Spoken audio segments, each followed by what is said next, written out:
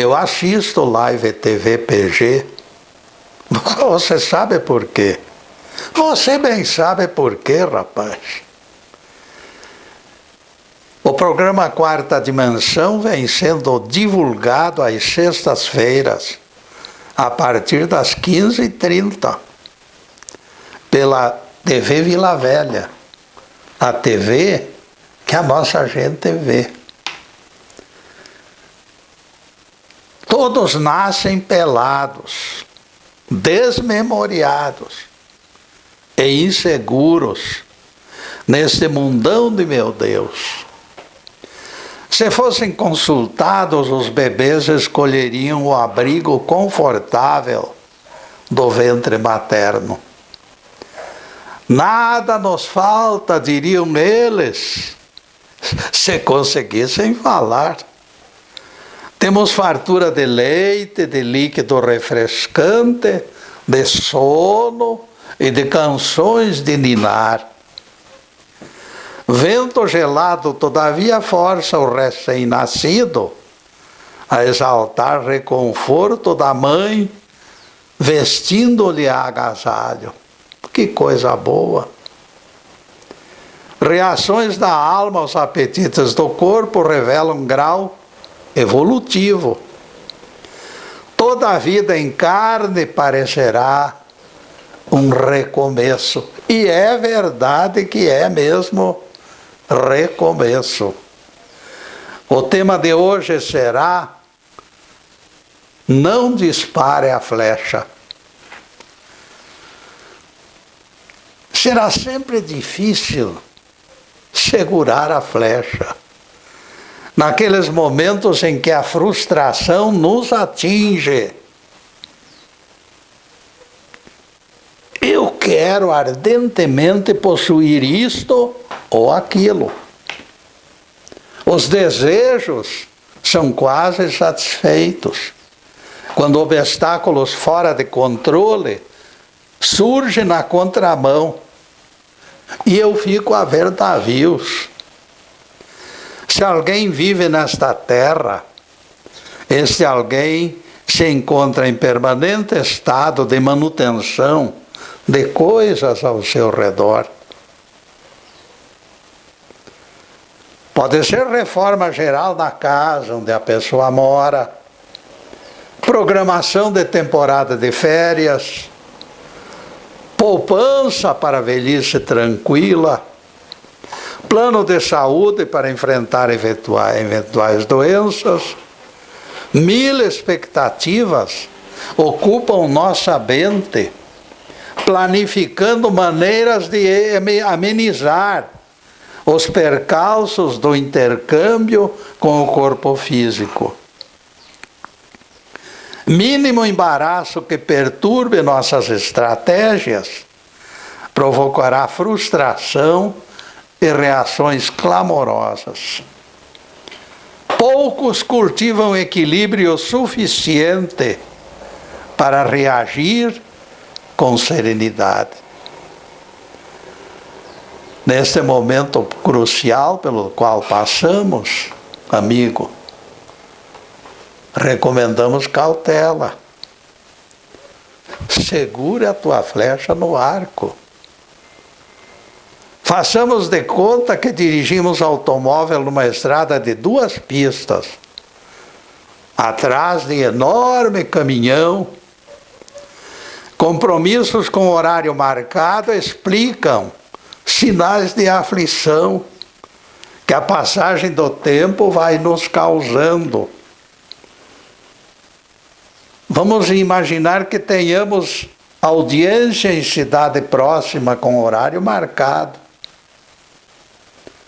Juiz federal não espera, nem aceita desculpas.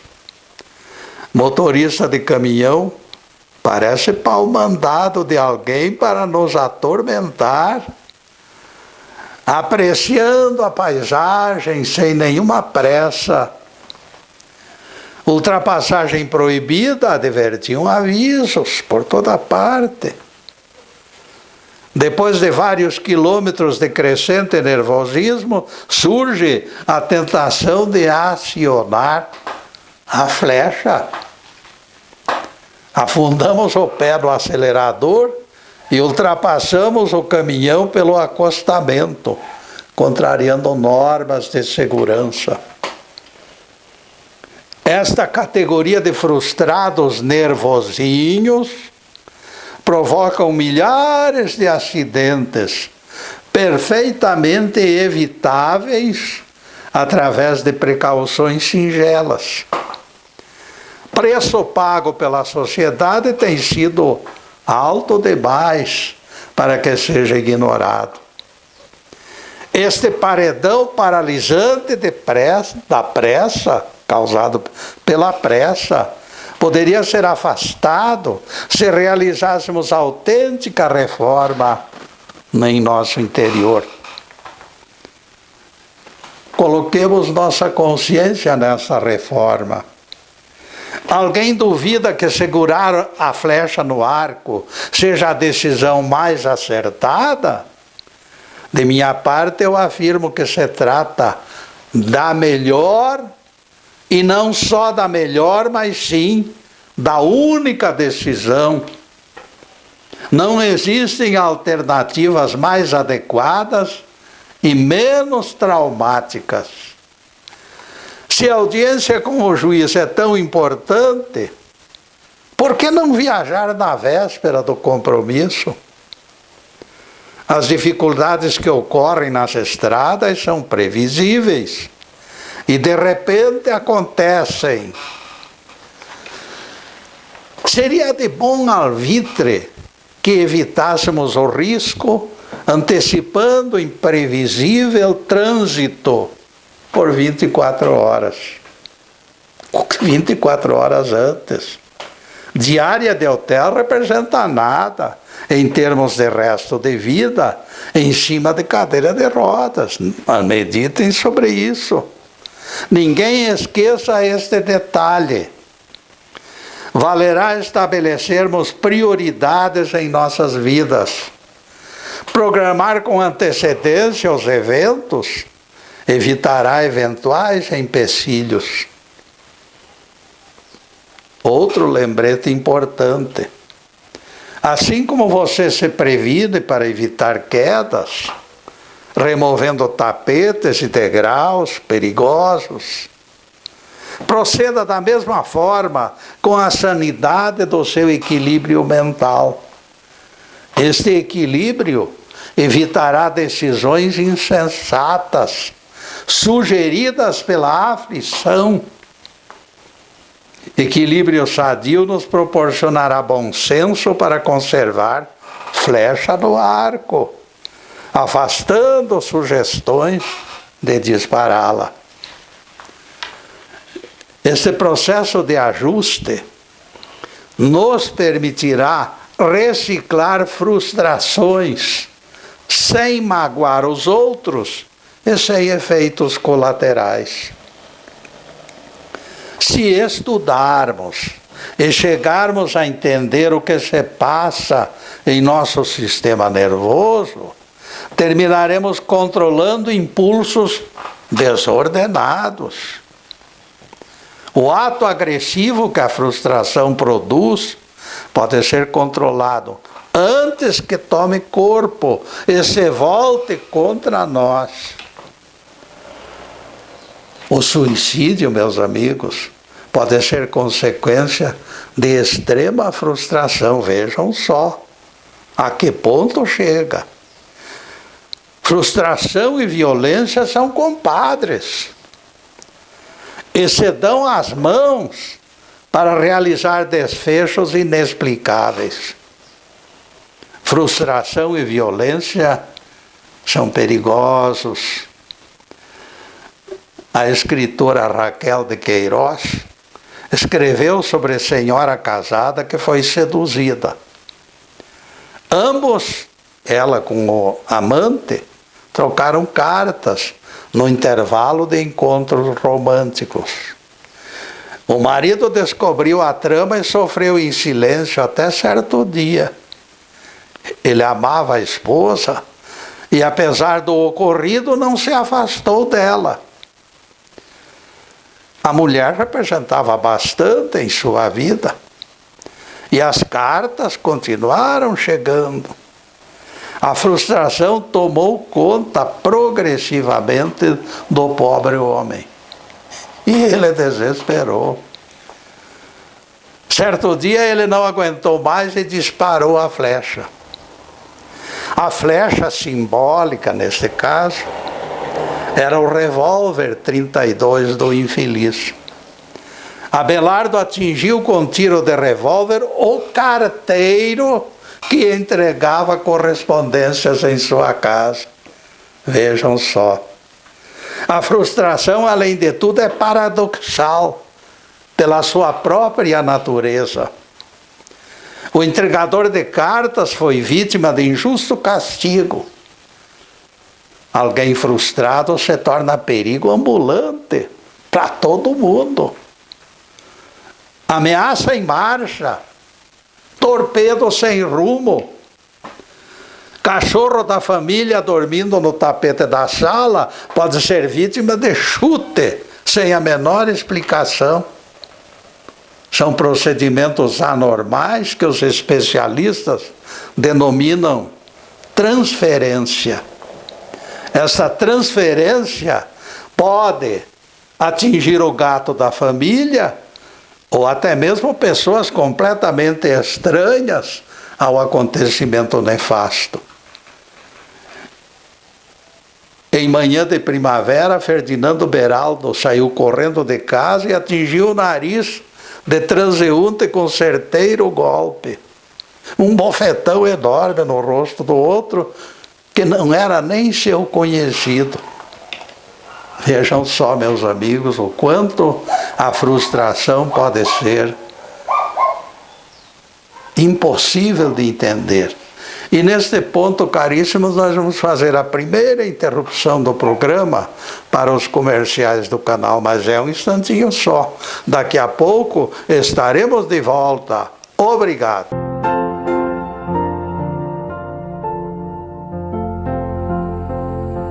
Estamos no segundo bloco do programa Quarta Dimensão.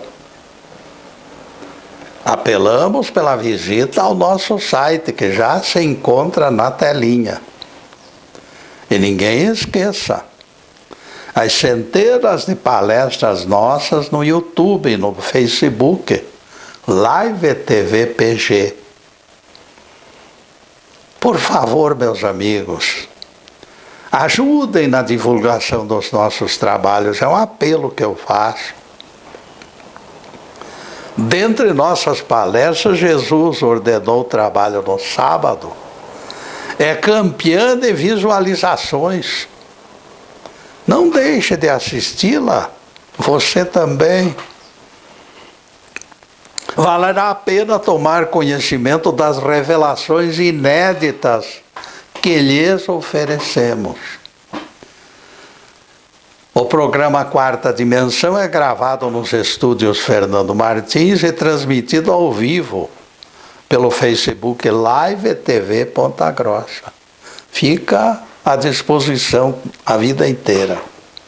Agradecemos ao Fernando e ao Zube pela cooperação inestimável, que nos tem trazido legião de novos amigos. E agora a continuação do tema. Não dispare a flecha. Ferdinando Beraldo, esse maluco que agrediu a pessoa sem razão plausível, pagou caro pelo seu gesto tresloucado. Atingiu justamente um detetive da polícia e foi em cana logo em seguida. Tive desentendimento com minha mulher, explicou ele ao juiz. Tinha que descarregar minha frustração em alguém. Aquele homem apareceu e eu disparei a flecha. Meritíssimo, eu peço perdão pelo procedimento injustificável. Eu aceito como injustificável. Depois do mal feito e do nariz esborrachado do policial, antes do perdão, as penas da lei. O juiz foi inflexível. Ferdinando Beraldo descansou do nervosismo, permanecendo pouco menos de semana no Chilindró. Vocês naturalmente ficaram perplexos diante das atitudes do Ferdinando e daquele marido lembrado pela Raquel de Queiroz. Isso não poderia ter acontecido em nosso mundo de realidades mensuráveis, onde 2 mais 2 são sempre 4. De nossa parte, não consideramos tais reações como algo inédito. Onde existe alguém frustrado, tudo pode acontecer. Neste mundo de expiação e provas existem figuras excêntricas, desmentindo regras elementares. Suas atitudes podem ser questionadas, mas nunca ninguém conseguiu descartá-las. Os cientistas sociais têm matéria de sobra para pesquisar neste emaranhado conjunto de criaturas complicadas. Há pouco eu falei que a ausência de perplexidade de minha parte, diante de procedimentos insensatos, não representava aceitação deles. Diz o sábio e verdadeiro ditado popular: aquilo que não tem remédio, remediado está. Mentes mergulhadas em confusão sempre existiram. Aquilo que sempre aconteceu desde os primórdios da civilização deve ser analisado com critério e com serenidade, longe de colheitas perturbadoras. A Bíblia nos traz notícia de que até Deus, em ocasião especial, sofreu o mal da frustração e reagiu descontente e desanimado. Até Deus. Getúlio, isto é blasfêmia. Acabou de falar o Crispim dos Anjos. Se é ou não blasfêmia, eu nem quero saber. O fato é que a frustração do Criador se encontra na Bíblia. Não sou eu que estou inventando. Vocês podem imaginar que o Pai Celestial de repente desabafou. Sim, até o Criador do bicho homem ficou perplexo com o seu desempenho pouco condizente com as suas origens divinas, porque o homem nasceu das mãos de Deus. Está lá no começo da Bíblia, no livro Gênesis, Crispim. Está lá. Viu o Senhor que a maldade do homem se havia multiplicado e que eram continuamente maus os desígnios do seu coração. Gênesis 6, versículo 5. Até o Criador foi atingido pela frustração de ter falhado em obra tão importante. E a Bíblia continua apontando a decepção do Todo-Poderoso. Então se arrependeu o Senhor de ter feito o homem, e isto lhe pesou no coração. E Deus disse: farei desaparecer da face da terra o homem que criei, e os animais e os répteis e as aves, porque estou pesaroso de tê-los feito. Gênesis 6, versículos 6 e 7. No momento que analisarmos a frustração, acredito que será consolo sabermos que o próprio Jeová padeceu do mesmo mal. Jeová ficou frustrado pelas figuras maldosas, herdeiras do homem do sexto dia. chegou a se arrepender de tê-las criado. Vejam que no versículo 7 do capítulo 6 de Gênesis, Jeová chega a declarar que aquilo se tornou pesado em seu coração. Imaginem nossos corações então como deve ser difícil. Não fosse Noé ter conquistado simpatia por parte do Todo-Poderoso, e a tragédia teria sido consumada. Não teríamos semente humana para continuar a terra em sua progressão. Foi o que Deus disse a Noé. Resolvi dar cabo de toda a carne. Toda significa a totalidade. Porque a terra está cheia de violência. Eu os farei perecer juntamente com a terra. Gênesis 6, versículo 13. Nós poderemos colher ensinamentos deste episódio da Bíblia, amigos. Dentre eles temos a confirmação do livre-arbítrio.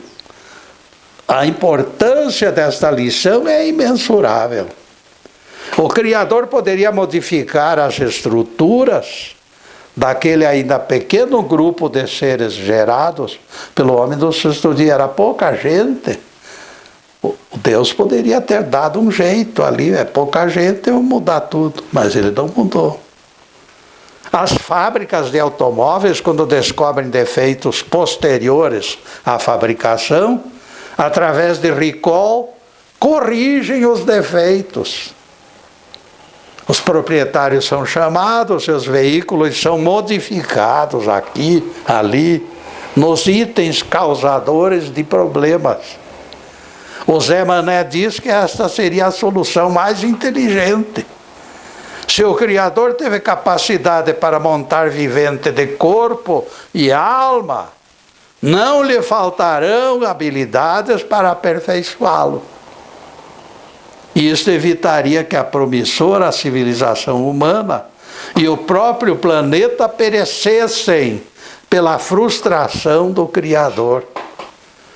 Essas são ideias do Zé Mané, preocupado com a eventual destruição de tudo. O Zé Mané me encara atrevido e me pergunta: Getúlio, você naturalmente concorda comigo. Você não acha que a volta dos seres humanos às oficinas do Criador seria a solução? Um recall resolveria tudo. Fui obrigado a responder, amigos. Responder até meio constrangido. Meu caro Zé, isso seria cômodo para Deus e para nós, mas constituiria desastre para o livre-arbítrio do ser humano. Toda reforma artificial é maléfica, e será benéfico percebermos a civilização sobreviveu sem interferência em suas falhas, e nós não fomos destruídos. Por quê? Pelo fato de que Deus respeita a nossa liberdade. O Criador não deseja ser outro ego dentro do nosso ego. Ele quer que sejamos livres para que todos se tornem responsáveis pelos próprios atos e construtores da própria salvação espiritual. O cidadão daquele tempo extrapolou todas as medidas possíveis e imagináveis. E Deus desabou as águas do dilúvio durante 40 dias. Antes, porém, o Criador preservou na arca a família de Noé como semente abençoada, para depois voltar ao crescimento da terra. E neste ponto, caríssimos, nós vamos fazer mais uma pequena interrupção para os comerciais do canal, mas é um instantinho só. Daqui a pouco estaremos de volta. Obrigado.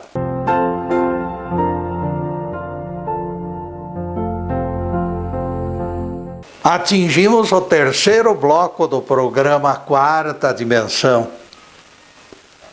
O Apocalipse, em suas últimas páginas, profetiza algo pouco divulgado por pregadores. Escutem o texto. Na Nova Jerusalém não percebi santuários. Proclama o texto de Apocalipse. Porque o seu santuário é o Senhor, o Deus Todo-Poderoso e o Cristo. Apocalipse 21, versículo 22, vejam lá. O profeta João garante que os templos perderão validade depois do juízo final. Numa época em que oratórios têm merecido intermináveis louvores de saudosistas, será oportuno desmascará-los. Os templos foram casa de Deus até o dia em que Jesus disse à samaritana: já é chegada a hora em que o Pai não será adorado, nem no monte, nem no templo. Porque Deus é Espírito, e em Espírito deve ser adorado. João 4, versículos 23 e 24. Errar é humano, mas persistir no erro é burrice. Minhas desculpas ao burro, que é bastante inteligente. Depois desse pinguinho de doutrina, retornaremos ao tema. Não dispare flecha. A frustração de Jeová foi lavada e enxaguada em águas que pareciam nunca mais terminar. Mas Deus, vejam só, isso deve ser bem guardado na nossa memória. Deus não mexeu com o nosso livre-arbítrio. Deus poderia nos transformar em santo na mesma hora. Mas Ele não faz isso. Porque nós é que temos que mostrar serviço e crescer. Continuamos livres em nossa trajetória de ascensão, sem os inconvenientes de paternalismo, até aprendermos o ABC do amor, que redimirá nossas mazelas. Nós podemos corrigir defeitos em nossas viaturas, trocando peças com defeitos. Será adequado revisarmos periodicamente os robôs fabricados pela engenharia humana. No momento que deparamos componente espiritual, porém, somente a reforma interior poderá alterar a sua estrutura. O ser humano é composto de corpo e espírito. O corpo pode ser alterado e até destruído. Pode ser, sim. O espírito, porém, é imortal. E somente a evolução do aprendizado o conduz a degraus mais altos. As modificações que podem ser operadas brotarão nele mesmo. Dele mesmo, de sua riqueza interior, de dentro para fora, e não de fora para dentro. Do exterior nada beneficia ou prejudica o espírito humano. Pode vir com uma metralhadora e metralhar o espírito, ele não cai morto não. Esta é a grande verdade conforme palavras do próprio Jesus. Não deveis temer os que matam o corpo. Feito isto, eles nada mais podem fazer. Lucas 12, versículo 4. Corpo morre, mas o espírito não é alcançado. Analisem atentamente o que Jesus disse. Feito isto, eles nada podem fazer. Se Deus tem poderes para lançar no inferno das provações, inferno temporário, esta luminosidade chamada espírito, é perene. Há pouco nós lembramos de passagem a figura de Noé. O dilúvio, como consequência, apareceu no texto. Apontamos o dilúvio como forma de reagir de Jeová, decepcionado com o desvio de conduta dos seres que criara.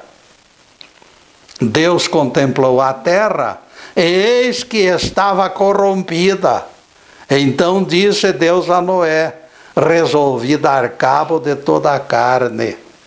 Gênesis 6, versículos 12 e 13. O João das Farinhas, horrorizado com a Bíblia aberta, diante dos olhos esbugalhados, pronuncia a sua opinião. Foi tão grande a frustração de Jeová, que a sua mão pesada acabou com aquela raça perversa.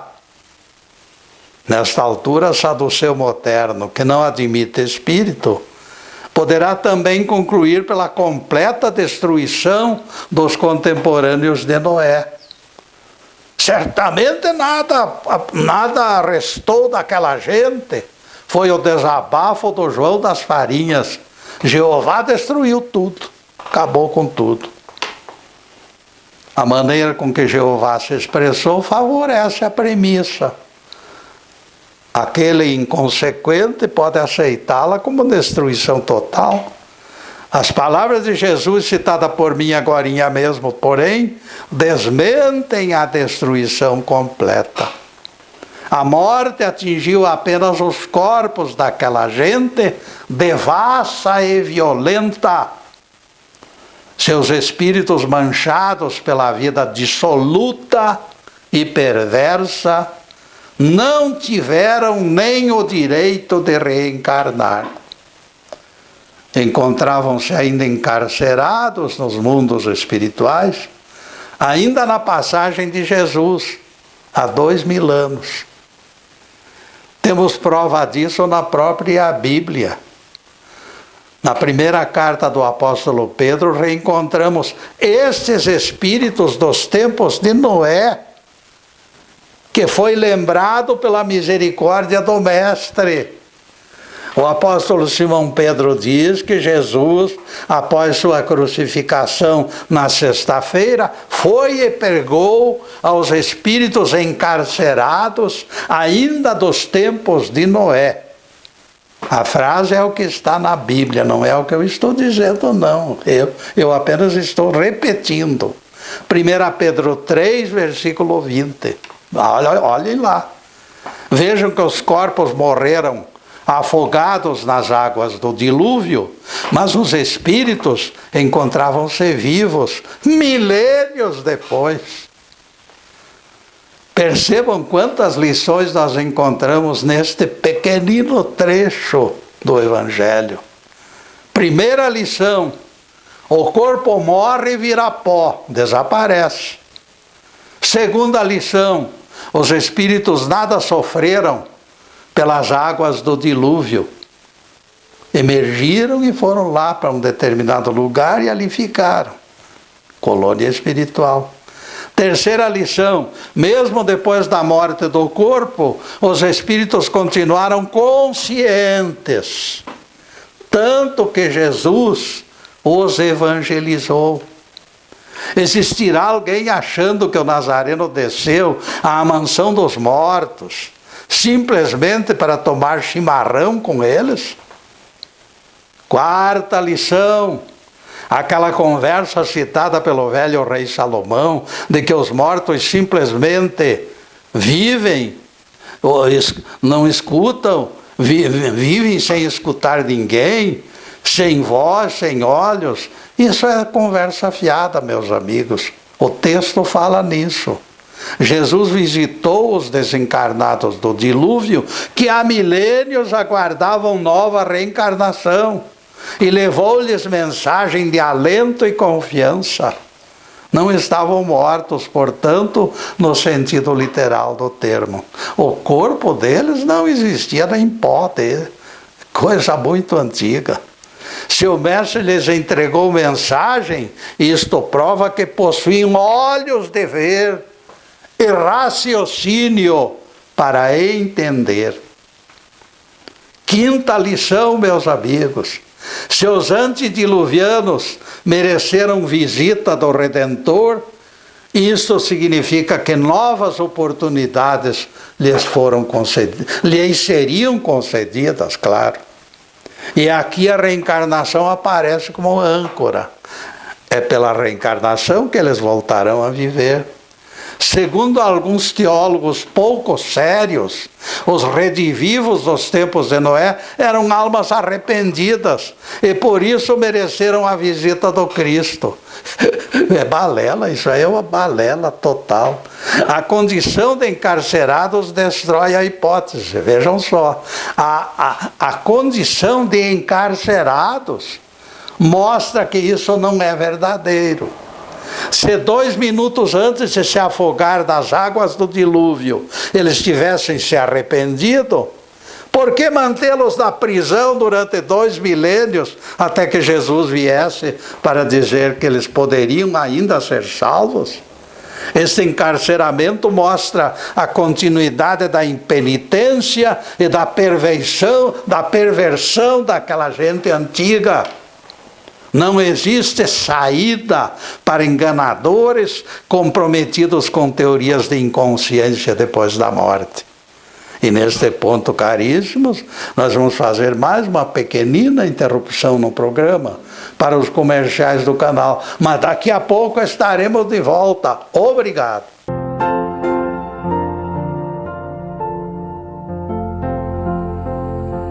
Além do Quarta Dimensão, o Facebook Live TV Ponta Grossa transmite outros programas com firme propósito de agradar os telespectadores.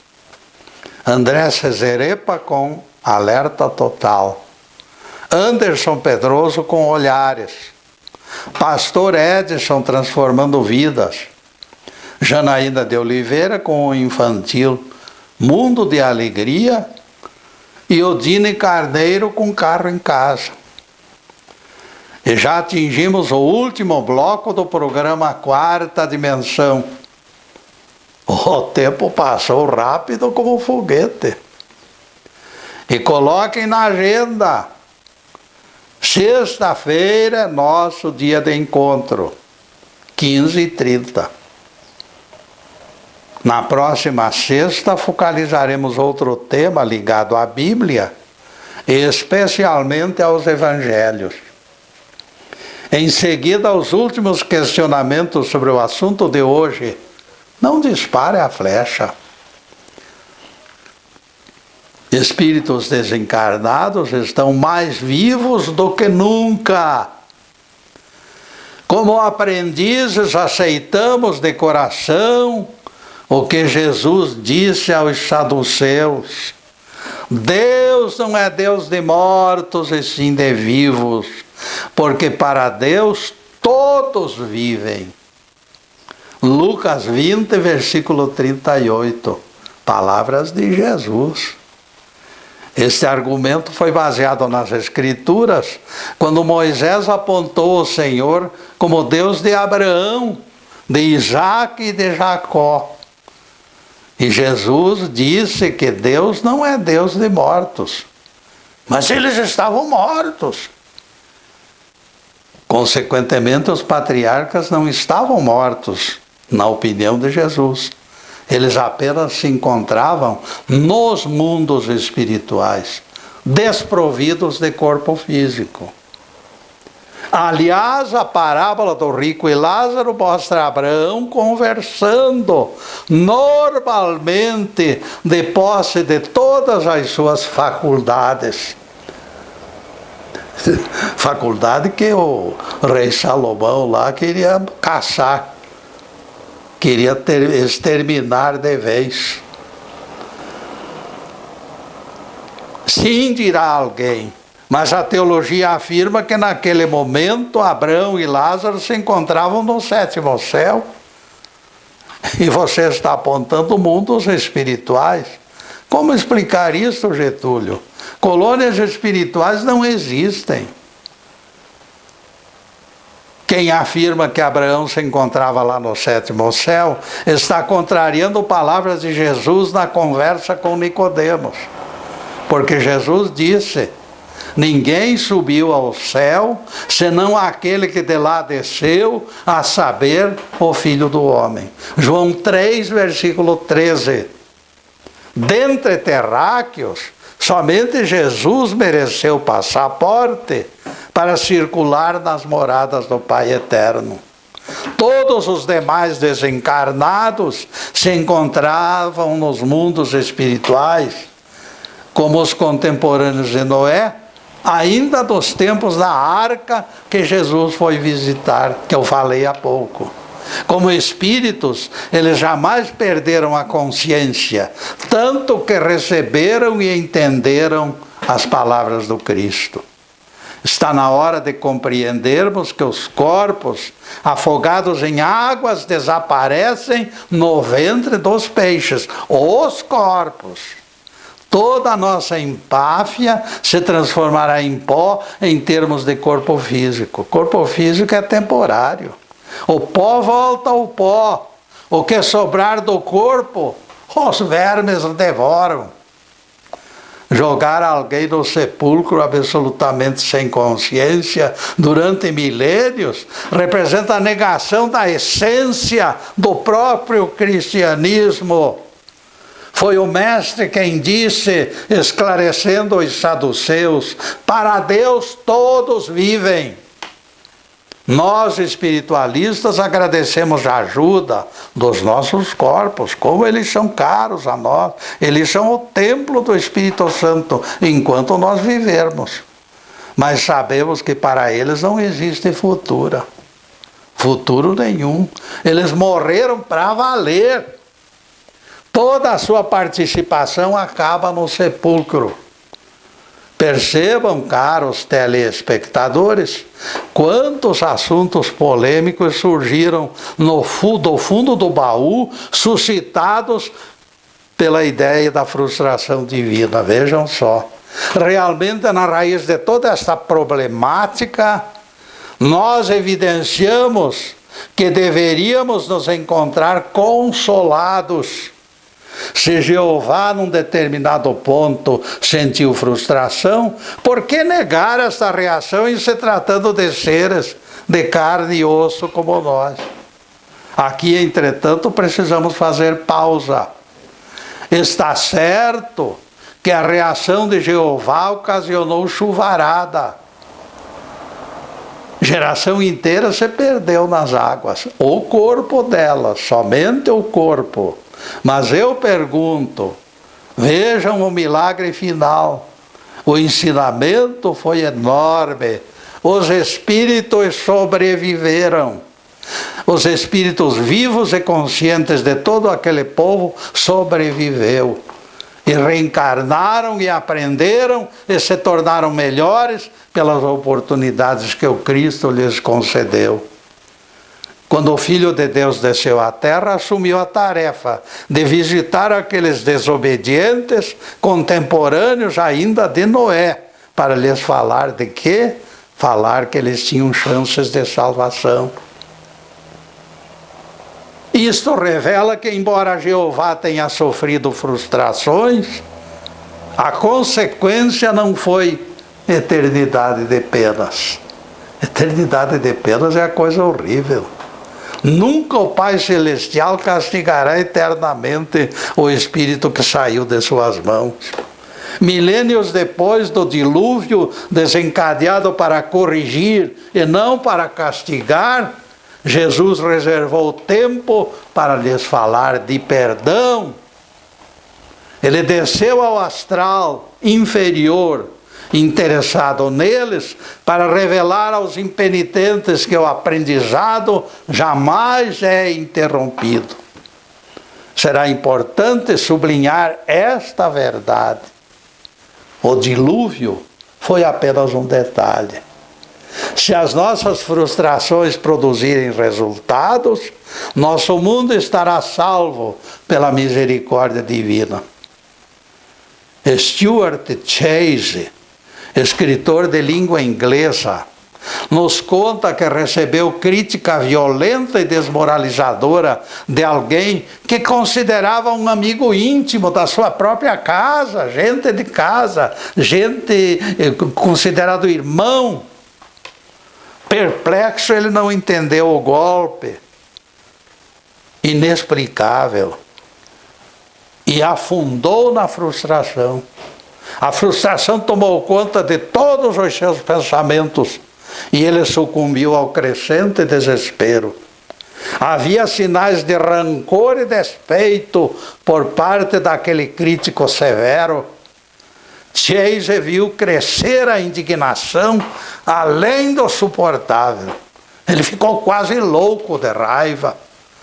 Recolhido ao gabinete de trabalho, preparou resposta ferina, enquadrando aquele agressor de maneira implacável. Na manhã seguinte, Stuart Chase releu o que escrevera com satisfação, porque aquilo representava verdadeiro libelo. O texto dizia tudo o que precisava ser dito.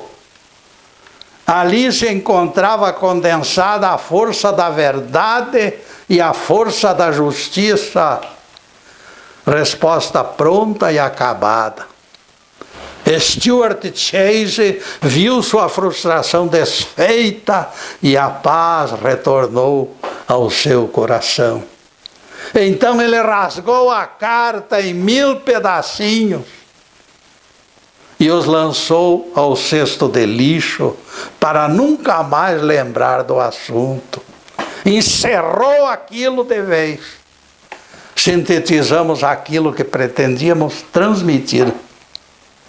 A agressão se desfizera no adocicado esquecimento que o perdão proporciona, e ninguém se magoara.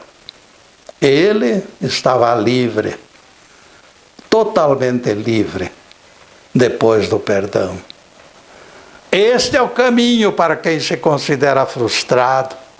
Cortar o mal pela raiz com a tesoura do esquecimento. Eliminar o veneno da mágoa. Stuart Chase voltou para casa tranquilo e dormiu o resto daquela manhã. Louvado seja Deus.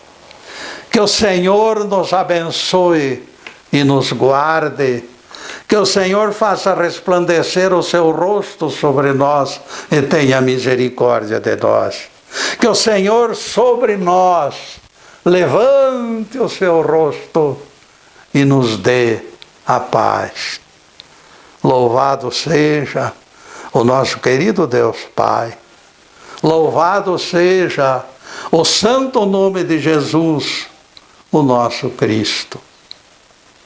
E para vocês, amigos, além desta câmera, eu desejo do fundo do coração que possam especialmente receber bênçãos de saúde, de paz, de harmonia, de tranquilidade, de tudo que for de melhor, mas acima de tudo, amigos, amor no coração.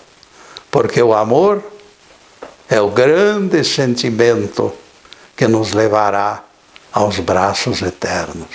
Muito obrigado, meus amigos, e boa noite.